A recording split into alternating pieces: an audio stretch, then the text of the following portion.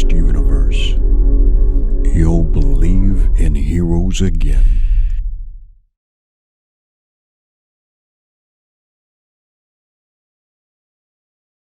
How to draw the ladies. All right.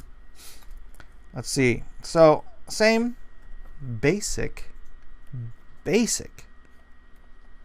structure, but softer, thinner, rounder. The thing about a woman's shape is that it is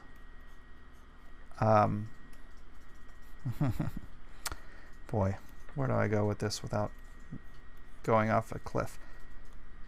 Well, it's feminine, you know? It's feminine. Women are supposed to be soft and round, right? But not too soft or too round. Men, again, they do have the same musculature, the trapezius, the neck, the shoulder blades, which are more pronounced actually on women than they are on men, and then the musculature of the back. But you're not sitting there trying to draw every muscle. You're drawing softened versions of entire muscle groups, right? Softer versions of entire muscle groups. So from the back side, you're drawing the triceps, but you're not drawing the triceps, right? You're drawing a bulge out in the arm here, maybe a little divot, right, to give it some definition. And instead of drawing the big old, Michelle Obama arms, you're giving her delicate, soft, delicate draping, minimal. You have a little bit of definition where it's necessary, but again, you don't want to over-define the woman. And then, obviously, women don't smoke. So, from that angle, don't forget the hip bones. Hip bones connected to the thigh bones. All right. From the front. Ooh, this is going to get me in trouble. I thought we were doing exaggerated forms. How did we get away from exaggerated forms? So you guys have all seen... you guys have seen me draw women before. I'm going to draw just women and women. Recommendations for keeping arms and legs, etc. in proportion. It's a good question. In proportion.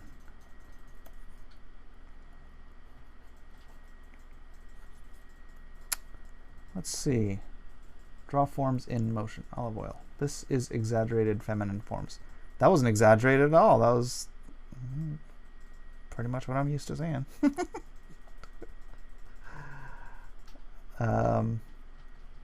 Forms in motion. Forms in motion.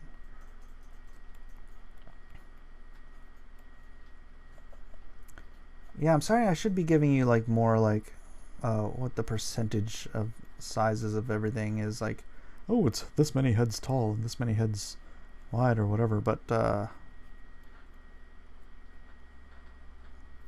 don't know. I never really thought about that stuff. I'm just trying to tell you, it's like you want to know that the anatomy is there. Uh-oh, did I just kill my Wacom tablet? You want to know that the anatomy and the structure is there with the female form, but you don't want to emphasize it, right? That's the tricep. There's a little bump. There's your tricep, right? There's a little bump. There's your bicep. There's the muscles of the forearm, which are not ever overly rendered.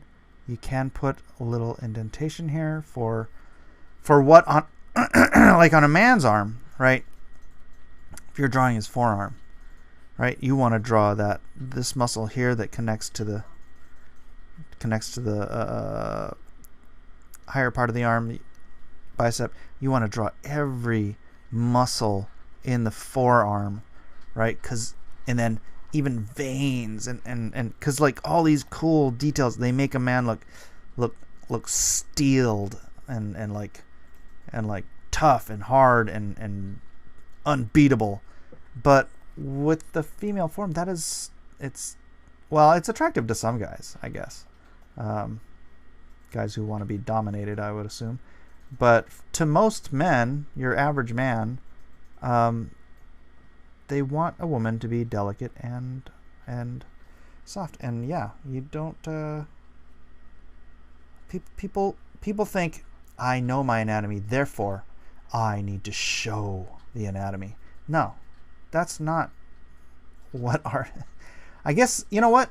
It's meekness. It's meekness in illustration. When you know a thing, but you know it enough to know that you don't have to show a thing. Okay, so for the stomach, right? You give a little indication to the rib cage. You give a little indentation where the stomach muscle is. But you don't sit there and say, everyone wants to see girls with six packs because it's, you know. I mean, that might be fine for very athletic women and stuff, but just like a simple line going down the abdomen, that's enough for most. And then maybe a belly button. You know, the little thing, a little bit of the hip bone, a little suggestion, the line going into the thigh. This kind of thing. It's not. Just don't over render, because it just it's the opposite of the effect you're trying to get when you're trying to make your character feminine. I'm not trying to say you draw a cartoon, right? You're not drawing cartoon. You're not. Well, I don't know. It depends on your style, I guess.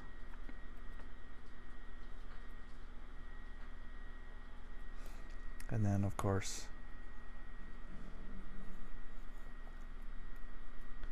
and give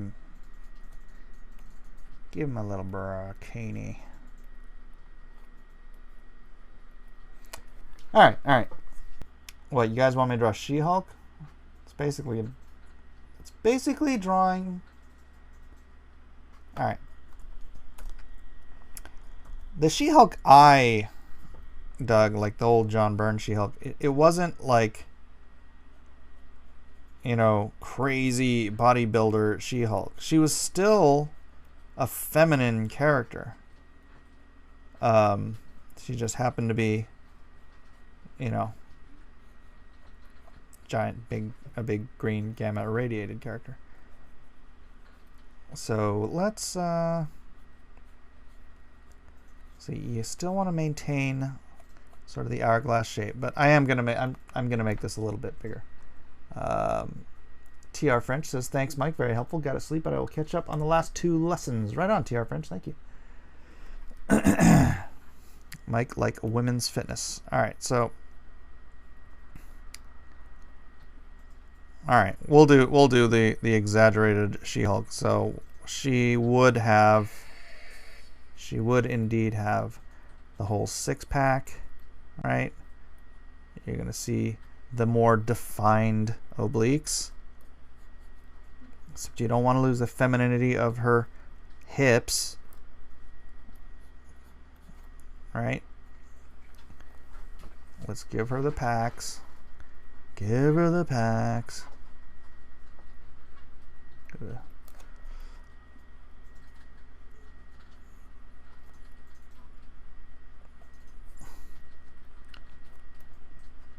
And then give her sort of the V-shaped upper torso, because you're going for the muscle-bound version.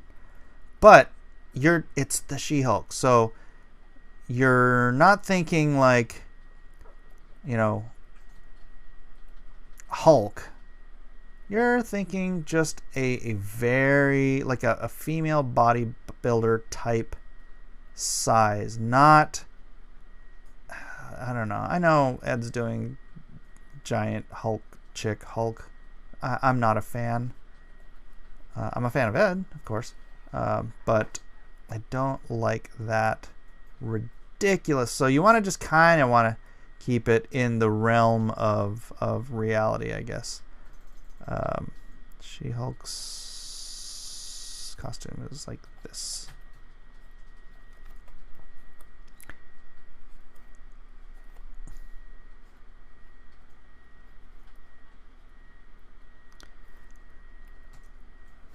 All right.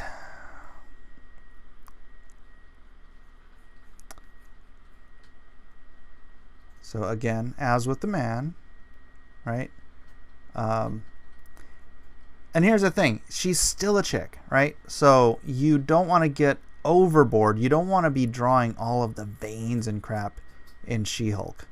Even though you're drawing her muscled, it sounds like Popeye. Even though you're drawing her more muscular, even though you're drawing the definitions on her muscle more, do you really want to see her big throbbing veins? Because she's still supposed to be a beautiful woman, not a dude in drag, right? It's not. Never mind. I'm not gonna go there. She's still just Jennifer Walters, attorney at law. So yeah, give her that. Keep it relatively soft with the details, but just bulk her up. You know, little divot on the 6-pack, but not like all crazy veiny and disgusting. How do I draw female lips? You guys want to do some lips? It's a little bit of detail. Why not? It's 9 o'clock. I'm probably going to get off relatively soon. How much? It's been 37 minutes. I think my wife is going to be here soon. Well, I tend to draw my wife's lips. I think everyone probably knows. So my wife has what they call what is it called? Bow shaped lips. You know, like a bow looks like this. Oops, that was terrible. Right, so she has that shape on the top of her lips, and then I just find that very attractive. So and then on the bottom lip, you can follow what's called the 3P rule, which is 1P, 2P, 3P, right? These are the 3 Ps that make up lips. Because this is generally like one bulb, another bulb, right? Some, you know, give or take. Like I said, all this stuff is generalized, so always take everything with just a little bit of a grain. Everything can be different. Like some women have lips that are you know, very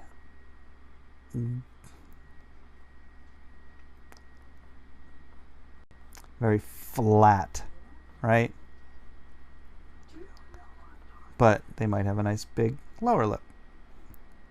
It's 9 p.m. It is all, I don't know, the different range. Saying how do I draw female lips, a woman's lips, there's so many different kinds.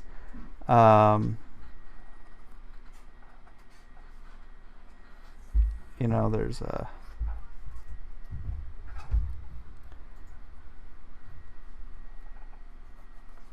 it's really something you should get the basics on, right? Get the basics, like I said, the 1 ball, 2 ball, 3 ball. This is your basic. This is your basic starting point. The lip also, you see how I do this? I'm always doing this thing, and then the tuck. This is a muscle here. The lips fold over each other. So this tucks into here. This tucks into here. This overlays the both of them. And it gives you this very delicate sort of corner of the mouth where it's, you know, oversimplified, looks like that. Oversimplified. But the top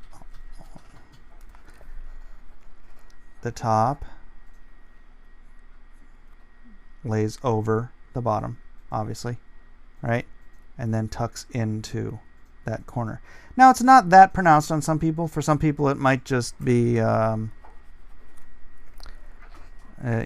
a little like that or something.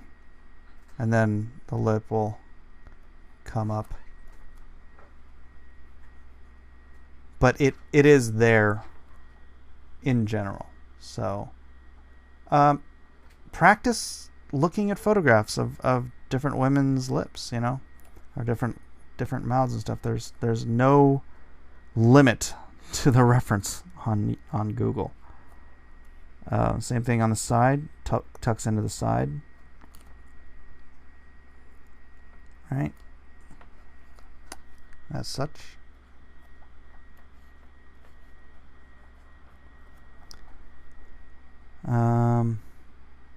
As I was saying, like sort of a feminine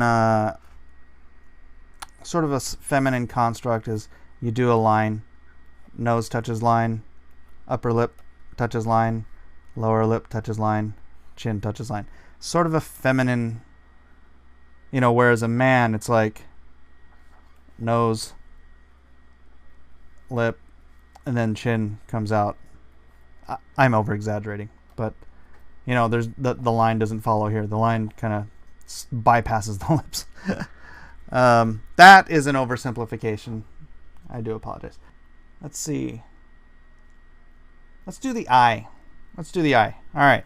So, the eye, ladies and gentlemen, the eye, believe it or not, is a circle. The eye is a circle, and upon that circle is the Death Star's laser gunny thing. Above the eye, actually, let's start at the bottom.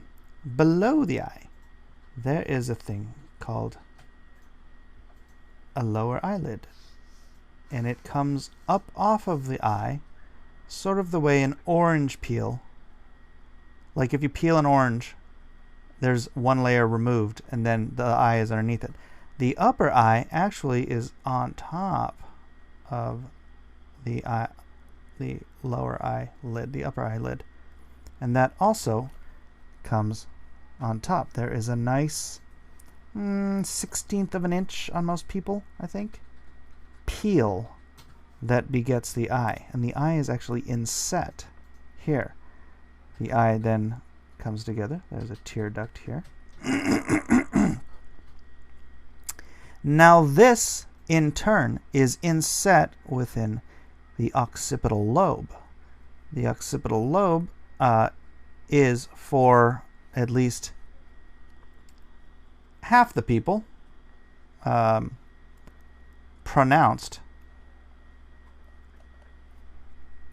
on the skull, right? So you can see this area will darken, this area will fold, and then the bottom of the occipital lobe is the soft part. The soft part of your tissue here will create a little divot.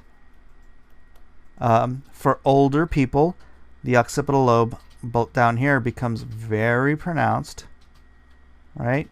You start to see the cheekbone here, and then this skin here gets wrinkly or dark. And here, let me see. Let me erase some of this. It gets wrinkly and dark. Gravity starts having its way with different parts of the eye. The lids will start to droop. This part will start to droop as well. So you'll end up with like,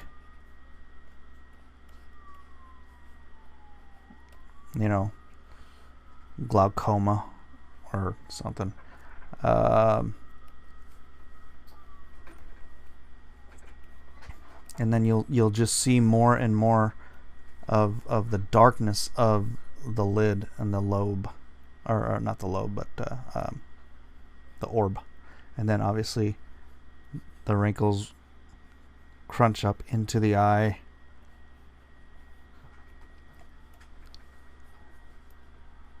Here, circling, your eyebrows get thinner. Old man death is waiting at the door. And then your eyes close forever.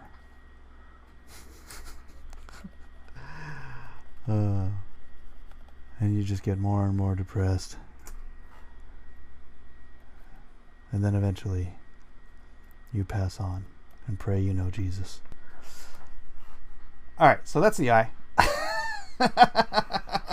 Sagging and banging. Now for obviously it's different for different cultures. Almond shaped eyes for Asians is quite common, where you don't have all the you can't see the occipital lobe like you can in most Caucasians. You get a very light divot here. You might get a little bit here, and then obviously your eyebrow. Going really lazy here, but none of the other eye folds. If there's an eye fold that you can see, it is generally something very thin just above the eye like this, right? So it's important to note, if you're drawing people of different ethnicities, to get familiarized with the, I hate to say it this way, but the stereotypical patterns of ethnic variation, because, you know, there are stereotypical patterns. There's Caucasoid patterns, there's Negroid patterns, there's Mongoloid patterns. Every what was the word? I hate to use the word race. I hate that word. But every people group has generalized characteristics. True. What? Drawing Japanese versus Chinese eyes. Okay. No. Isn't Mike half and half? I'm so uncomfortable. Ethnicity. There you go. This is getting racist. All right. The nose. Let's do a little quick primer on the nose. So obviously the nose, if you're looking at the skeleton, you have your actual bone, right? Your nose bone is here between your occipital lobes. You've got a couple of dots for this is where the veins come through and the tear ducts and all that fun stuff.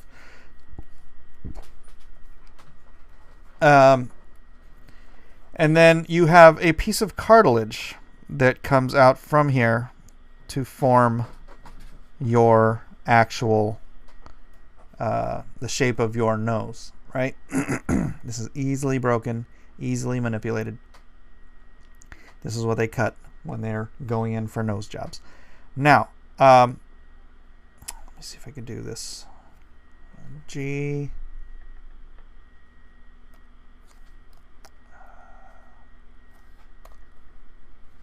All right, I lighten that up. Now I can create another one. Now, if you are going in and you're drawing the nose, this is just basic Caucasoid nasal structure, right? Sometimes you'll see this bump, sometimes you won't. I like to at least give it a little bit of a mention. I'm going to do this in planes so it's a little easier to understand. The nose is built. This is the structure of the nose, and I am sorry if this ends up looking like a phallus, but this is the way it is. The nose is broken in up to 1, 2, 3, 4, 5, 6, I think 7 parts. There is a double bulb on the front, right? Now this is very often not noticeable on people, but this is the structure in and of itself. There is a wing that creates a nostril, right?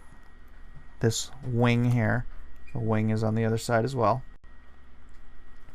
And then there is the fatty tissue on the side of the nose as well. And then here you have the bridge. Now, again, let me lighten that up and start another layer. If I am drawing this I don't draw all that structure, but I'm understanding the structure is underneath it, right? So I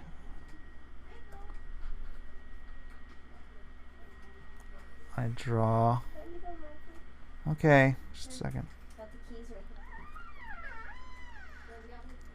Okay. It's time to go, guys. Right? I draw. And I suggest the structure underneath. And then I can even occasionally do that. So instead of seeing all that other stuff, you're seeing that. The nose. Right? Got it?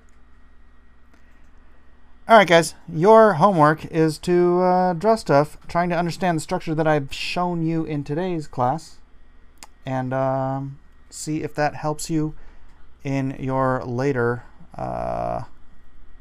illustrations. This has been How to Draw Comics Like a Pro with Mike Miller. And don't forget, ladies and gentlemen, go check out Monster Hunt Late Risers deal at LoneStarComic.com. Not sure why that's not going up. LoneStarComic.com. Link is in the description. If you want to support this channel, please do buy my comics. And hey, thanks everybody for being here. Be good and try hard. I guess. I don't know. Gotta go. Bye.